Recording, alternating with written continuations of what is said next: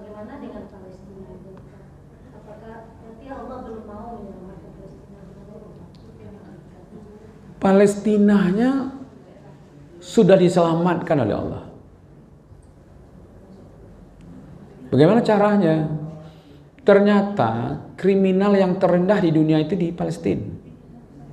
Berarti rakyat-rakyat masyarakat Palestina itu lebih banyak patuhnya daripada maksiatnya. Penghafal-penghafal Quran mereka. Iya kan?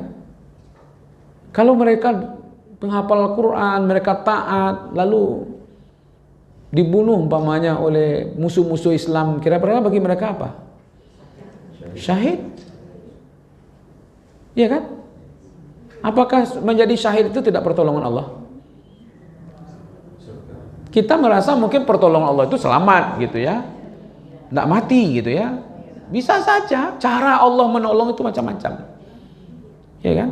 Jadi bisa saja bentuknya itu. Selalu tuh ditanyakan, apa Allah biarkan saja? Enggak. Yang jadi pertanyaannya bukan itu. Ketika kita yang ditanya oleh Allah nanti, apa yang kamu lakukan? Itu yang membocamen sebenarnya Bapak Ibu. Makanya dulu ketika kita ada pengajian di sini hari Ahad, saya diundang ke depan kantor gubernur untuk berorasi. Bersorak-sorak di situ kan. Hancurkan Israel, hancurkan Yahudi. Tapi sorak-soraknya di mana? Di kantor gubernur. Yang di bawahnya siapa sadanya? Orang Islam sadanya. Itulah yang bisa wak kerajaan tu alai gitu. Enak. Jadi bukan Allah tidak tolong, ya kan? Tapi perbedaannya itu, apakah kita mau menganggap pertolongan itu ketika selamat atau tidak, kan gitu kan? Padahal pertolongan itu bisa bentuknya macam-macam bentuknya. Tapi bisa juga begini Bapak Ibu, saya ingin sedikit lihatkan bagaimana meraih sedikit pertolongan Allah agak lebih cepat umpamanya. Ya.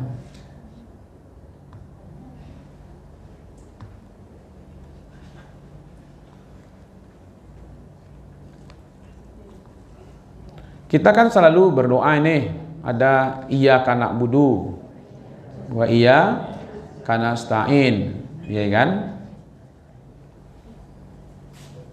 Oke, coba lihat di sini ayatnya. Surat Al-Fatihah. Iyyaka na'budu wa iyyaka nasta'in. Ya kan? Lalu surat Al-Ikhlas, Allahus Samad, berarti memposisikan bahwa penolong kita itu hanya Allah saja. Tapi Allah juga mengatakan kamu pun harus tolong menolong. Ta'awanu 'alal birri wat taqwa.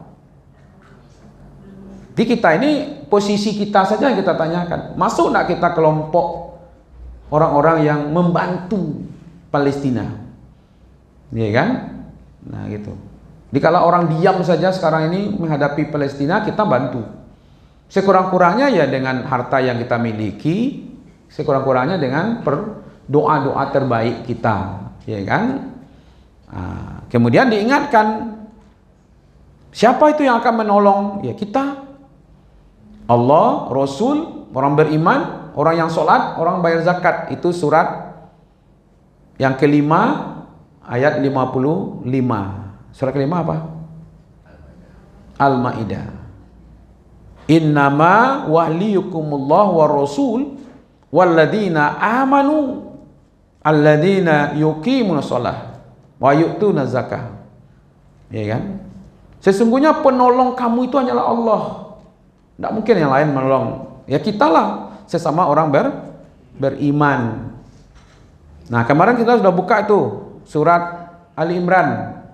Iyan zumurkumullah fala ghalibalakum. Kalau Allah sudah menolongmu, maka tidak ada lagi yang bisa mengalahkan kamu. Iya kan? Nah, orang selalu menganggap Palestina itu tidak ditolong oleh Allah. Iya kan? Padahal mereka itu dengan banyaknya yang mati syahid, ya kan?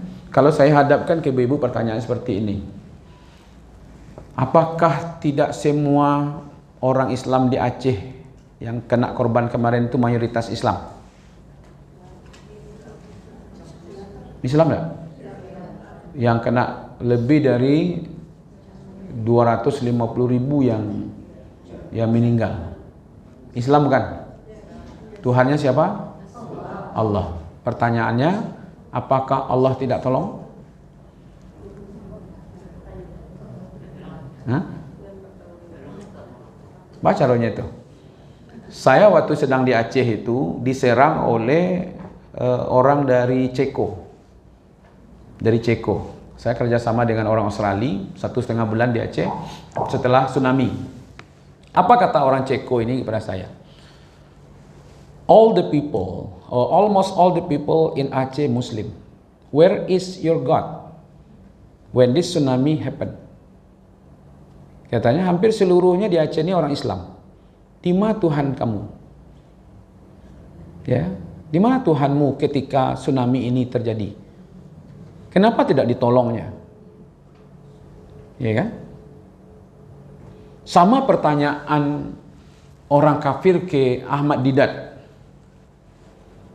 Bukankah sekarang orang Islam banyak dizalimi, banyak teraniaya, lalu Tuhan kamu kenapa biar dilihat enggak gitu? Atau nabimu melihat enggak? Ya kan? Ya dilihat. Allah melihat enggak? Melihat. Lalu kenapa nabimu tidak berdoa kepada Allah untuk menyelamatkan orang-orang yang teraniaya ini, orang-orang, ya kan? Apa jawab Ahmad Didat pada waktu itu? Ya kan? Sedangkan jangankan umat manusia, sedang anak Tuhan saja tidak ditolong oleh Allah katanya. Siapa itu anak Tuhan? Nabi Isa. Nah, dia kan orang Kristen. Nah, begitu caranya memberikan ilmu pada mereka. Jangankan umat biasa, anak Tuhan saja tidak ditolong oleh Tuhan, oleh Allah gitu. Ya kan? Supaya mereka bisa berpikir gitu. Ya, yang lain-lain gitu ya. Nah, lalu saya jelaskan kepada orang Ceko ini. Kira-kira berapa anak-anak yang korban di waktu tsunami? Lebih daripada 60.000 orang. Kalau dia meninggal dalam keadaan anak-anak, di mana tempatnya kira-kira? Berarti pada hari itu Allah memutuskan lebih 60.000 manusia yang sudah dimasukkan ke dalam surga. Ketika anak-anak ini calon-calon penghuni surga itu, kira-kira pada waktu itu malaikat rahmat berapa yang turun membawa roh mereka? Itu satu baru. Sekarang orang-orang yang kena, kan musibah itu bisa ujian, ya kan? Bisa azab juga, bisa peringatan, bisa juga nikmat. Saya sudah berceramah tuh ibu-ibu di Aceh itu, mulai dari Lok Semawe, Lok Sukun, Lok Semawe, Pidi, Sigli, ke Aceh Besar sampai ke Lung, ya, Lepung, Longa, Lung. Nah, itu adalah ceramah betul. Dan itu aku sampaikan di situ. Habis ini tsunami, Aceh damai. Ini nikmat besar yang diberikan oleh Allah kepada masyarakat Aceh. Setelah tsunami ini akan ada damai di Aceh. Itu adalah ceramah tuh, ibu-ibu. Sebelum ada perjanjian Helsinki itu. Ya, mulai dari Lok Semawe itu saya ceramah. Terus jalan sampai ke Berudu, sampai ke Sigli, ke Pidi. Itulah aku sampaikan di situ. Malah pernah aku ceramah di Lok Nga itu dikawal oleh pasukan raider. Ya kan? Karena kan masih meledak-meledak tuh. Satu kali aku dikirim ke pelabuhan Malahayati di Acehnya. Dalam perjalanan ternyata tembak-menembak di situ. Ya kan, akhirnya saya dipulang lagi ke Banda Aceh. Kenapa saya bisa berpikir seperti itu? Ini nikmat besar akan diberikan. Kenapa? Karena yang membantu pasukan-pasukan GAM itu yang berada di bukit-bukit itu kan yang di bawah, ngantarkan nasi, ngantarkan makanan, logistik ke atas. Kini yang di bawah kok dihantam seduanya oleh tsunami. Ya, nah, itu akan ada nikmat, pasti adalah ma'al usri yusra. Di mana macam lihat lagi gitu. Ada kedamaian yang besar. Itu bentuk cara Allah menolong itu kan macam-macam. Ya kan? Digiginya kaki juga seketik dulu, sehingga pindah dari situ. Kan begitu cara Allah. Tidak dia dikirim. Lo malaikat dan nyangkit di malaikat kemari kan? Tidak itu doh kan? Ya cara Allah menolong tuh hanya gigit kakinya, nampak dia sambut di situ kan? Artinya gigit, hanya pindah. Kira cara Allah memindahkan, menyelamatkan dia itu dengan suruh pindah ke situ. Pindah dari tempat itu. Cara menyuruh pindahnya, kita kan tidak tahu rahasianya seperti apa Palestina ini kan. Tapi yang jelas orang-orang yang terbunuh di Palestina itu karena orang-orang beriman, dia akan menjadi syahid. Bukankah yang kita minta kepada Allah itu adalah ihdinas siratal mustaqim? Lalu, ya kan? Ini populer dulu ya. Api tidak membakar Ibrahim, pisau tidak membunuh Ismail, laut tidak membinasakan Musa, Yunus tidak dibinasakan oleh ikan. Tapi di situ nampak pertolongan Allah. Bukankah ketika kita berdoa kepada Allah, ihdinas siratal mustaqim, siratal ladzina an'amta alaihim. An'amta alaihim itu siapa? Orang yang diberi nikmat 4 itu. 1, minan nabiyina wasiddiqina wasyuhada wassalihin. Jadi yang kita doakan, ya Allah, tunjukilah kami jalan yang lurus. Jalan yang mana? Jalan yang Engkau pernah berikan nikmat kepada orang-orang sebelum kami.